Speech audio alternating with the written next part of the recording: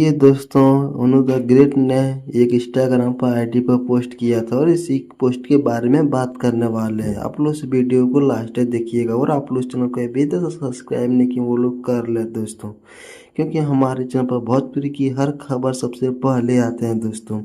तो दोस्तों अभी कुछ ही देर पहले उन्होंने द ग्रेट ने मनी मिराज के एक फ़ोटो पोस्ट किया है दोस्तों, जो कि आप लोग स्क्रीन पर देख सकते हैं दोस्तों। और या फोटो और वीडियो कॉल के स्क्रीनशॉट जो कि आप लोग ध्यान से देख सकते हैं दोस्तों। इस फोटो में उन्होंने द ग्रेट और मनी मिराज बतियाते हुए नजर आ रहे हैं दोस्तों। और वीडियो कॉल पे इस फोटो में मनी मिराज इमोशन और पूरा रोते हुए नजर आ रहा है दोस्तों। और इस फोटो का शेयर करते हुए उन्होंने द ग्रेट ने क्या कुछ लिखा है दोस्तों, जो चलिए दोस्तों आप लोगों को पढ़ के सुनाते हैं दोस्तों। उन्होंने द ग्रेट ने लिखा है कि धोखेबाज भखोड़ी दिहाड़ी अपनी असलियत दिखा दिया। तो दोस्तों ये सब लिखा है दोस्तों, जो कि दोस्तों इस फोटो में लेकर दावा किया जा रहा है।